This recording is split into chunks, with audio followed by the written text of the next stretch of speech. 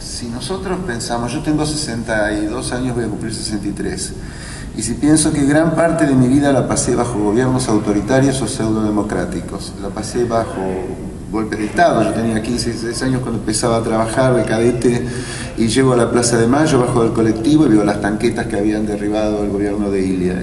Eso como para empezar. De chico me acuerdo del bombardeo del 55, me acuerdo cuando los aviones pasaban por encima de casa ametrallando el Parque Avellaneda donde había un gasómetro. Mi padre fue perseguido político durante el peronismo y después del peronismo, porque cuando se reconcilió con el peronismo también fue perseguido. Entonces, en mi casa se guardaban armas. Yo pertenezco a una generación que es la generación del 70, que es la que ha ofrecido la mayor cantidad de víctimas que nuestra historia recuerda.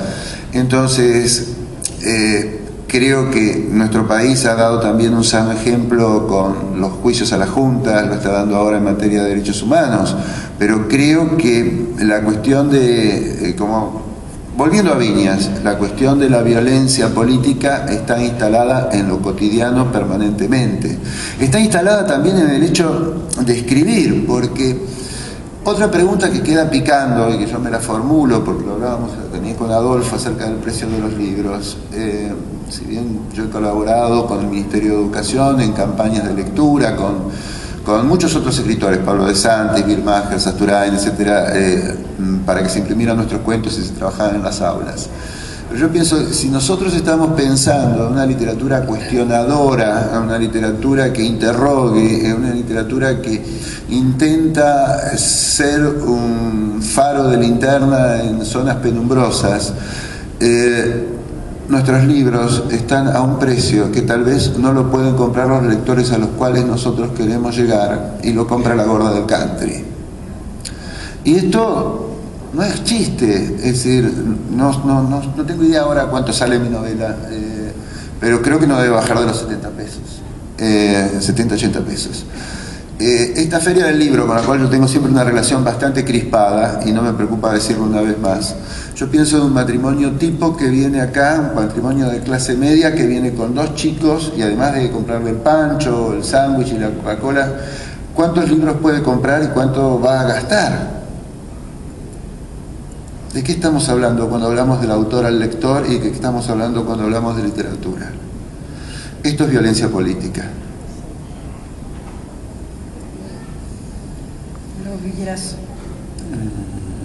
sumar?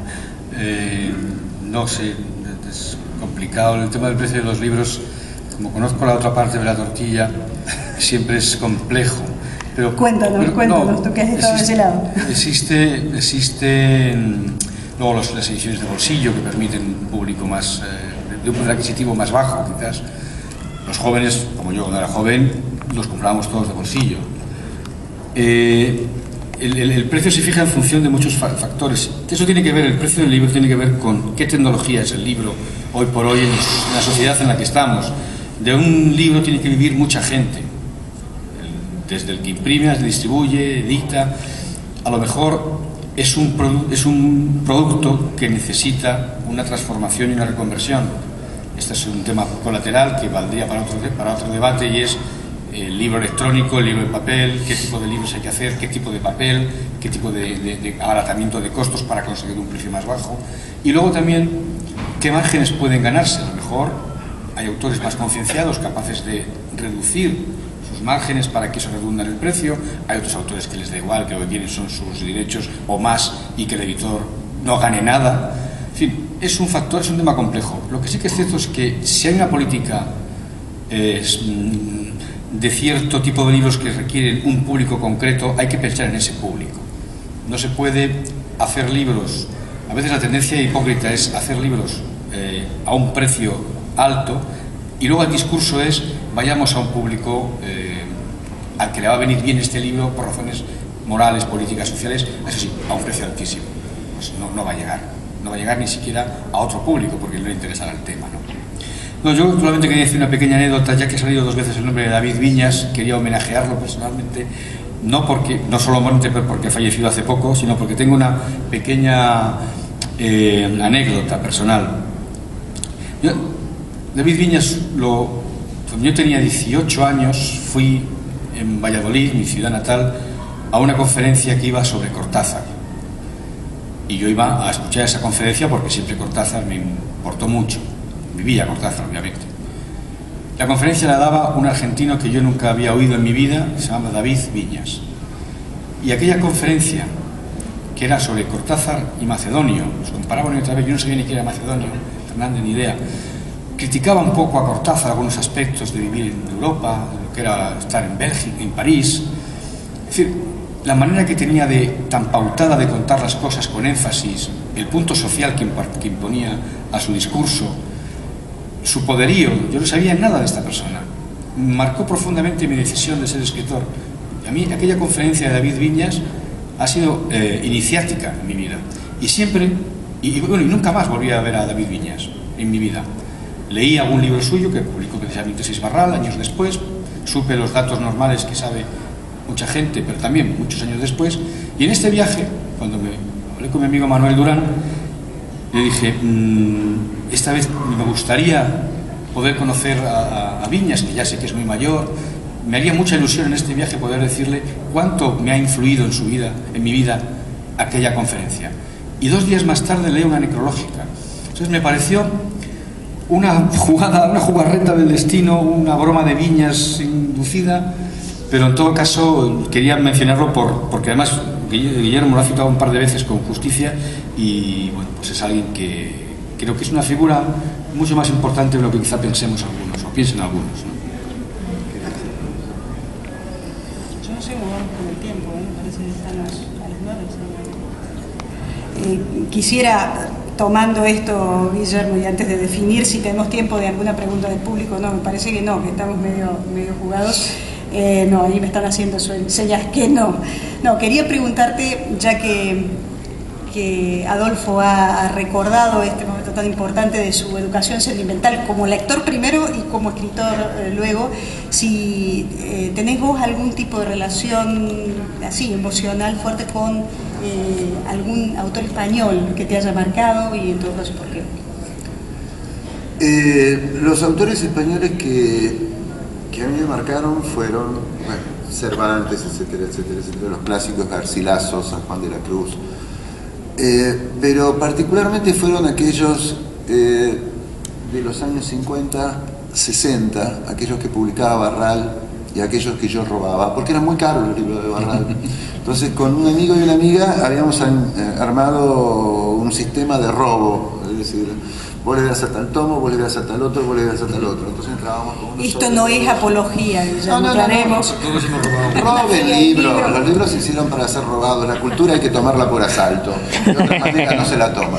Y entonces me acuerdo, por ejemplo, cuando queríamos leer Los Caminos de la Libertad, y era tomo 1, tomo 2, tomo 3. Volviendo a la literatura española, creo que lo que me marcó en aquel momento, yo leía mucha literatura italiana, leía Pavese, y creo que me marcó el primer Goitisolo, el de Para vivir aquí. Ese fue un libro que me comió. El primer Juan Marcel, de Últimas tardes con Teresa y encerrados en un solo juguete. Encerrados en un solo juguete. De alguna manera habían caído en mis manos en aquellos años también los cuentos de Ignacio Aldecoa. Y después yo diría que se perdió mi relación con la literatura española. No, ahí se produjo un paréntesis, hay un hiato que no sé si es responsabilidad mía o que no viajé o que no llegaban acá los libros españoles, ¿no? Pero me parece que ahí hubo una generación de narradores muy interesante y que precisamente creo que no es casual que estemos hablando de Viñas, porque Viñas también tiene que ver con este tipo de literatura. Creo que la presencia de Viñas se siente, me parece, esta noche, ¿no? Y esos escritores, a mí, cuando yo los leía, decía, yo quiero escribir así.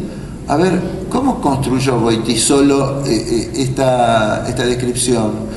Entonces me sentaba en la máquina de escribir y la pasaba, yo la tipeaba para ver dónde estaban las comas, dónde iban los puntos y cómo se lograba determinado efecto. Es decir, esa fue, creo que, mi mejor época de relación con la literatura española. Y después Galdós. los episodios nacionales y especialmente las novelas de Torquemada. Las 4 novelas de Torquemada funcionaban para mí como paradigmas. Muy bien. Con canon, este buen canon, el suyo. Recomendable, estamos en la Feria del Libro, pueden ir a buscar todos estos títulos. Me están haciendo señas de que aunque nosotros nos quedaríamos aquí hablando por horas, la sala tiene que ser desalojada, así que lo primero, una vez más, darles las gracias. Esperamos que se hayan divertido tanto como nosotros. Gracias, Adolfo, gracias, Guillermo, será hasta la próxima vez.